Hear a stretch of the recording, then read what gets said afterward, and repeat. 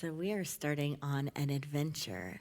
If you didn't know what day you arrived for the official kickoff of our fall series. It's called Adventures in Spirituality, and each year we study a book together. So for the next couple of months, we're going to be working through this book. You don't have to have the book or read the book to get the gist of it, but you'll get a lot from it for making a commitment to these next 2 months, starting today. So this is a significant day, and if you're here for the first time or you didn't know we were starting this study today, I encourage you to take it as a sign. Take it as a divine appointment that for whatever reason you walked in the sanctuary on a day that this book was being studied. So, I was like, what is that? I didn't even know that can happen, and I'm not sure where it's happening from. I know. So, you did it, Matt. Live stream, shout out to the live streamers. We must have had something going on, some glares. I know I'm not supposed to wear white. Maybe that's it. You are here for the beginning of Adventures in Spirituality. And this year we're studying this book, Presence and Potential by Martha Creek. Experience your higher self and live in wholeness. Raise your hand if you know Martha Creek, or if you're on Zoom, give a shout out. Is she just, I want to say a badass. She's just, right? Like if I'm being Martha Creek, she's a badass. I can't even say it from here because it feels weird, but she says it, and she says it so gracefully and wonderfully, and she is, because she's incredible. And she's incredible not just because she knows all this stuff, but because she walks her talk. She's incredible because when you are in her presence, there is full acceptance. Acceptance of your human nature, your rawness, your personhood, everything about it. It's just authentic, right? It's okay wherever we are. But then there's this other acceptance. There's this acceptance and celebration of your divine nature. Like she sees right through you to your wholeness, right? And she also doesn't avoid the tough conversations, right? And I think we like that, right? My little daughter has been saying lately, Mom, you're so bossy all the time. You're just bossing me around. You're just bossy. And I said, well, we could fix that. Because you're 6 now, and if I don't have to remind you to do anything, you could even be the boss, and you could be like, Mom, we got to get to church. Mom, we got to do this. Mom, Mom, grab your purse. But all you have to do is turn it around and start doing all the stuff you know how to do without me managing you, and I am up for that. That sounds great. So here's what you need to do. I'll teach you the skills. Now you be the boss. And you know what she did the next morning? Didn't even hear her get up, but all of a sudden the clothes get on, the teeth are brushed, and she comes up, she's like, I got my clothes on and I brushed my teeth. And I'm like, well, I don't need to be the boss of you this morning, do I? I think one of the things we love about Martha Creek is she is a little bossy as far as our spiritual growth. She gets in your face and she's like, what's that about? Let's talk about that. Is that true? Do you want to live like that? How's that working for you? Right? But then she also teaches you how to be the boss of yourself. So this book is a little different than books we often do. A lot of times we do books that have these stories, that have these here's the conundrum of human life, and then here's how to solve it. What Martha is about the tools. So this book is almost the opposite. It's like you dive right into the practices. She knows enough about the human condition and the spiritual nature that she dives into the practices that if you just let go of all the stories and you take on these practices and start with action, you will see life and experience life differently. There was a time in my life where I was trying to think my way into a better life, right? Just talk it in, think it in.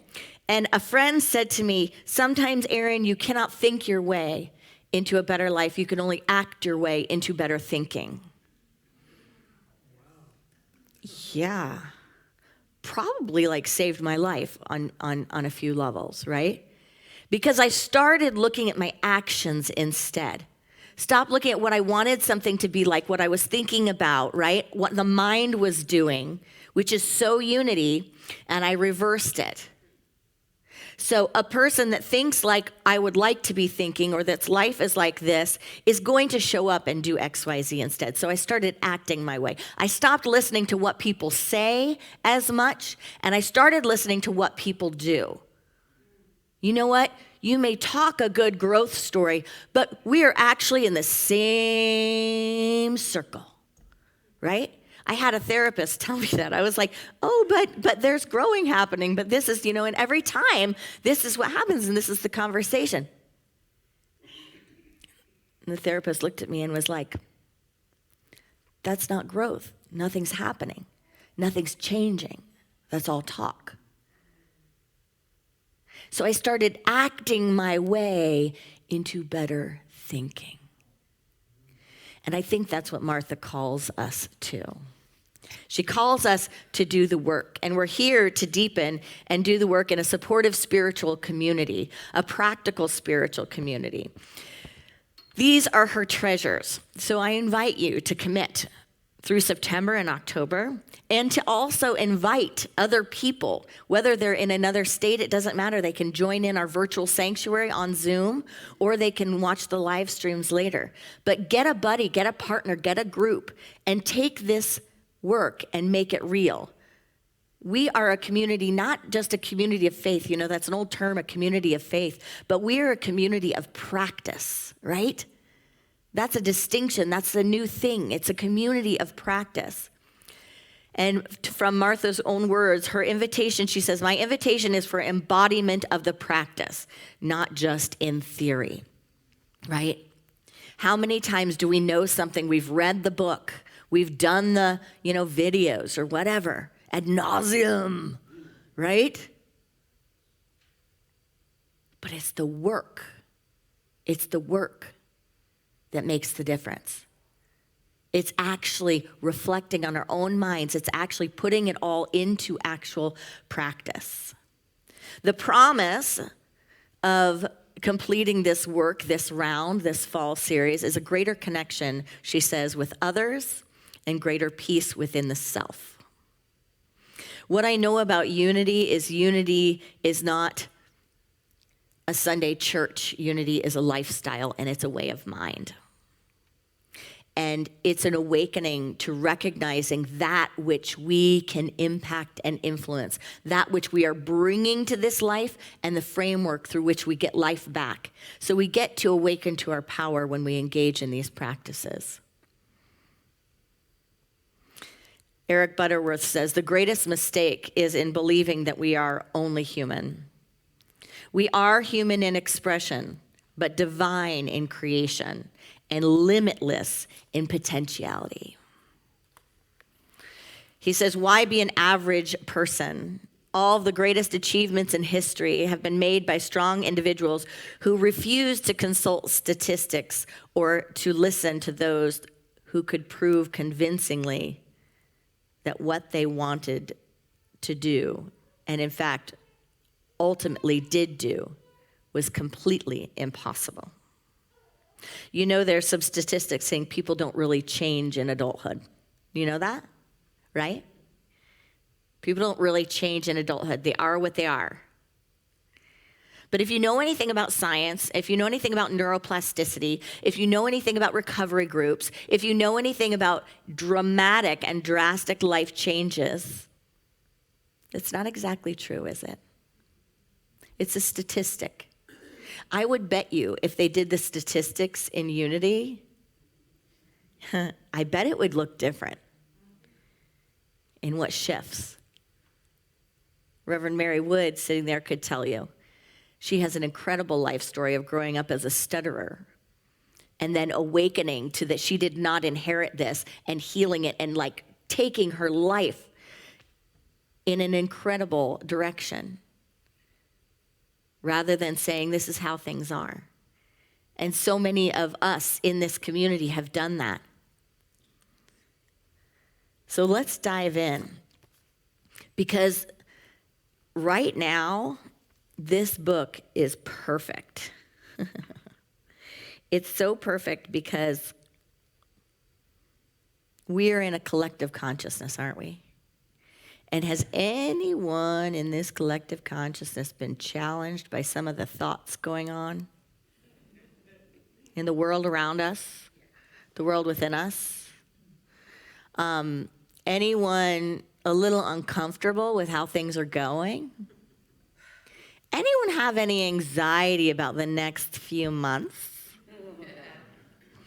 Anyone have any strong intentions or feelings about the next few months or the next year or so, Anyone feeling challenged by staying connected to people that have different ideas than you do? Not being judgmental about that?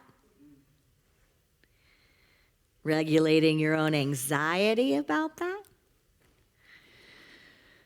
So let's dive in. The 3 chapters for today, we're doing the first 3 chapters. And the chapters are, number 1, define yourself to others and stay connected to them. Chapter 2, regulate your own anxiety.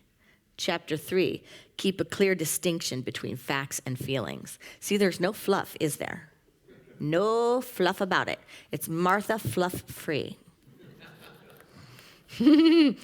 She says there is such a power in defining yourself in ways that allows you to stay connected with others. When we don't define ourselves, when we don't stand for what we are, we give up the authentic self. And she goes into stories about that, but we all have our own stories about that, don't we? Where you may have slid on something, where maybe someone said something in front of you or whatever that you were against, but you just made it a little easier. Maybe you were asked for your opinion, but you could tell it wasn't the group opinion, so you just kind of slid back. Maybe we each have a little bit of conflict avoidant in us. Or maybe we think in unity we're just supposed to be nice all the time, so we're not supposed to call something out when it's inappropriate, when it's whatever it is, right? Have you ever done that? Have you ever just thought, oh, someone's doing something horrible. Hi, how are you? Yeah, good to see you. When inside you're going, I cannot believe this, or whatever it is, right? Have you ever shut your mouth so that you don't hurt someone's feelings, right? Or have you ever been able to go into a place, into a room, into yourself, and just breathe and know it's going to be uncomfortable, but it's okay. I belong. I'm valid. I'm loved. Doesn't have to look like love on the outside all the time, but I'm secure in who I am. And taking a breath into that and let all the cards fall where they fall. Have you ever been scared, but if I say this, then they'll think that? One of my worst things is being misunderstood. You don't want to see this woman when she's seriously misunderstood. Triggers. But there is such a power in defining yourselves in ways that allow you to stay connected with others. And we bless this beautiful baby so you can feel completely comfortable and supported. Don't we love it when we have a babe in the house? So we bless you, mamas. Yes. I saw there was a Catholic church, actually it's totally relevant, so I can say this. I was in a Catholic church service, and there was a note that said, if your babies are loud, maybe it wasn't a Catholic church, but anyway, it said, if your babies are loud. I took it, and then I couldn't find it to recreate it, but it was if your babies are loud, and it looks like it's going to be whatever, and it's relax, you're supported, you're loved, you're welcome, da-da, and it was this whole big write-up of if your kids are whatever here, this is a family. Bring it. That's what Martha teaches us, that it's safe to live like that for ourselves, right? So who you are, as you are, all of it.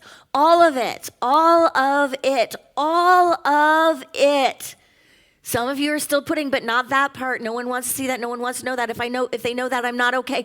All of it, period, end of story, all of it. accepted. All of it. Any little slice that you leave out, guess what? Wallflower instead of shining moonbeam. We dim our lights and we diminish ourselves when we don't accept the fullness of ourselves. And you know what else? Healing happens when we share our story. Healing happens when we show up. Healing happens when we're allowed to define ourselves and fully know ourselves and fully accept ourselves and still show up with that. That's where healing happens. That's where the power comes. And we might be robbing someone right next to us that needs our healing story, that needs our authenticity. We might be robbing them from the angel, the messenger that was sent sitting right beside them. We might be robbing them by trying to hide, by not accepting ourselves. There is more than enough acceptance. And no, it's not in the outer. Yeah, you're going to be chewed up on social media or chewed up in the world as it is. But there is a space and a clarity within to develop that will carry us so that that doesn't matter. That that's truly okay, and that can be someone else's stuff. It can be someone else's fear. It can be someone else's opportunity to regulate their own anxiety. When we give up ourselves, we end up fawning. You know what fawning is? It's like, oh, you like chocolate? Now me too. Yes. Oh, that was good. That's just, I become what you need me to be so that we can be close. I become what you need me to be so we can stay connected.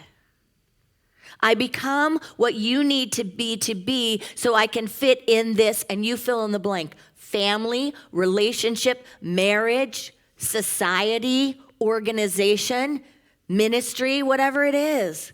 I remember on my interview, one of my beloved colleagues, Sharon Connors, was the minister here long ago. And all I remember, well, not all I remember, but one of the things that I remember about her, she was slick. She was slick. She was from California. She was dressed really nice. And the shoes. Now, I do have a shoe sponsor. She's Reverend Brenda online. So I have been able to pump up the shoes. But if it was me, and literally, I'm not kidding you, I think it was on my interview day, unless I wore Brenda's shoes. But I had a Sharpie marker in the back, and I remembered Sharon Connors. And I was like, dude, I gotta Sharpie this has got to be all black. They're going to be able to see my shoes. I forgot I could see Sharon's shoes all the time.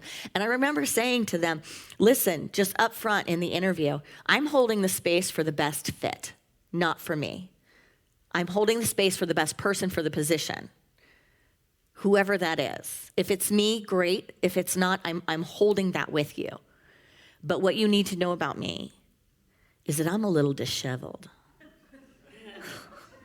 I'm not going to walk in there. It's not going to necessarily be pretty and all, you're getting just the girl, the woman, There's not, this is not coming with it, That's great when you got it. She's got it naturally. It's authentic for her. It's not for me. Can you accept yourself just as you are? Because giving up ourselves and fawning and faking versus honoring our authentic self is a disservice to everyone. And spiritually, we may never know what a disservice it is. Because we may never know the healing that will happen naturally and spontaneously when we live our best lives. So how often do we not express our truth? Do we not say what we want to say? Do we not say what we want or we need because we're trying to be people pleasers? Or we're afraid of sounding whatever it is, fill in the blank. And then look at Martha Creek. Then she comes in here on church stages left and right and spits out words that my daughter would say, And what does everyone do? Yeah, Martha. Thank you. Thank you. Give me more. Boss me around a little bit because there is a person inside that wants to come out. Right? So are you willing to unleash yourself? And why is this so important? Think about your family, your friends, the community, the state, the government, the nation. When we do not to define ourselves and stay connected to others, what do? We leave, we create distance, or we say, I'm not participating. Who's said my vote doesn't matter? Who's thought I'm not even going to vote? That's what happens when we can't define ourselves and participate. So can we stand in who we are? Not as like, it's not a fight, you know? I've been a vegetarian since I was 19. Sometimes actually I don't even say it because I don't want to, confront people. I don't want people to feel like, oh gosh, a vegetarian. Oh. And Martha actually goes into that example a little bit. She says how, that's been an issue. And there have been many times people have tried to convince her. It's like, why would you do that? Why would you do that? Why would someone think that what is best for me is necessarily best for you, right? Now, there are gifts in everything, right? But you could convince and you could try, but someone else is going to pull something out. Will you buy your shoes from a sweat house in China? Will you do this? Will you do that? So none of us would even be moving. Can we each do what is authentic to ourselves and use the highest and best of everything that's coming to us? And also keep our minds open. Listen to each other, but not out of a fear of being shamed, but a fear of what is that about for you? What part of that might fit for me? What part might not? I'm not practicing vegetarianism right now. It's kind of funny. Do I have shame about that? I mean, I have my little internal little things, but I bless them a lot. And I get really happy eggs from Aisha and Mark. But I am proud. I mean, imagine right now if I'm, eating this much meat that I'm eating right now. It feels like a lot. It's really not. But if I was, and I had been on a platform in my own relationships, life, whatever, preaching down to people about it, how would I feel right now? Terrible. Versus, how do I feel right now? Like I feel like I am the one who has to give myself permission to shift my choices and to explore. So I can be accountable for that. So can I define myself? And what is the power in that? Well, the power in that is the Dalai Lama said, the world is a spiritual democracy and you vote with your life. I live by that statement. The world is a spiritual democracy and you vote with your life. So if we don't agree, there will be distance between us, or I'm not participating, I'm not voting, I'm not putting forth who I am. Put forth who you are. You are a unique, unrepeatable expression of the divine. There are no mistakes in how and who you are made. Period. End of story. I want to read a few bits from Martha. She said, there is such power in defining yourself in ways that allow you to stay connected with others. She talks about giving up herself and how she did that and how she didn't have any authentic self. She wasn't honoring herself because she was trying to be what everyone needed her or what she thought they needed her to be. She said, giving away self leads to hurts and transgressions, keeping score and building resentments, and all the other things that erode relationships, erodes peace of mind, and everything else of value to us. She said, today, I work to define myself and let others have their own perspectives. She goes on to say, that includes political beliefs. And I take this chapter, I took this chapter very seriously, and I'm not where she is. She is be really open and respect, and even be more than be curious. All that, but she's be open to changing your mind. Who has things that they're I'm not open to changing my mind? Right? So it's like, how can we try this chapter on and look at the depths of where we are and the depth of what she's saying? Because this woman's got wisdom. She said, I don't have to insert my opinion and my preferences around political matters when my family is in discussion about politics. If they're not asking me about where I stand or what I believe, then I take that as an indicator they're not at all interested in my beliefs, and that's actually okay. Novel idea, right? So it's not about like, I define myself and now I'm going to ricochet everything else off me, right? But I'm going to be mindful about it. Interesting, curious. She said, learn how to define yourself and stay in touch with others. Stay open to what they're thinking, what they're believing, what the basis of their beliefs are, while having a firm foundation in your own. Could we try that on, right? I mean, it can be a stretch, but stay in touch with others. Stay open to what they are thinking and what they're believing, what the basis of their beliefs are, while having a firm foundation of your own in your own beliefs. Not feeling the need to change your own convictions out of emotional reactivity to others. And then she continues to talk about being open-minded, staying open-minded. So can we really do that? Really stay open-minded? Have you ever changed your mind about something? You know, everyone's like, no. The times I've changed my mind about something, it didn't come from shaming, blaming, forcing, or shouting something from a rooftop. It came from a gracious sharing. It came from love. It came from a space of love, a space that was so connected that it was okay to explore.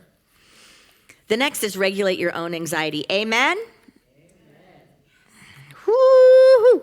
We're going to keep practicing this like every week. She said the 3 P's I've learned to say are pause, pray, proceed. Pause, pray, proceed. Can we say that together? Pause, pray, proceed. She talks about taking a moment to pause so that we can become what she calls a circuit breaker. She says when someone's panicked, angry, or upset, we often run away from the situation without pausing to think, pausing to see if there is any real threat in the field. Anyone else, do you know if you're a fight or flight person? Have you figured this out yet? I am definitely a flight. Something happens, I will be in a car to Colorado in 10 minutes. I know that about myself now, so I can look at it.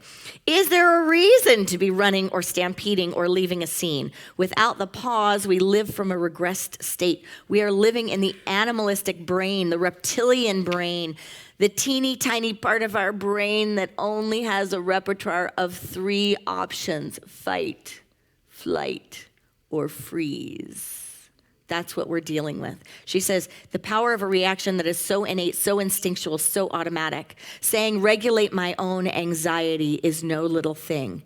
To be able to pause when we get triggered, when we get upset, affronted, afraid, panicked, terrorized, humiliated, embarrassed, any such emotion that arises.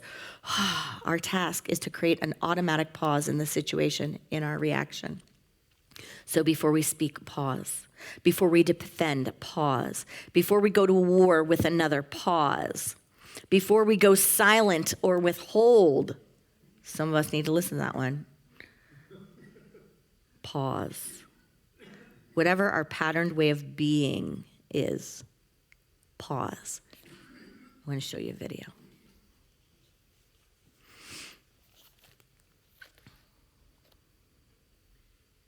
Do we have it, Mark?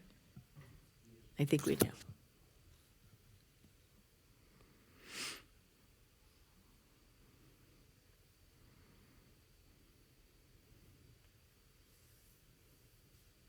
Oh, is Mark even in here? He's up there. He's not here. Well, that's good because we really don't have time for it. We really don't even have time for the next section. So I'm going to save it till next time so you come back. So the task for this week is the grand pause. Practice putting on the pause, and we'll start here next week. Can you be the circuit breaker when there is anxiety? Can you practice that? Because the world is a spiritual democracy, and we vote with our lives. Namaste.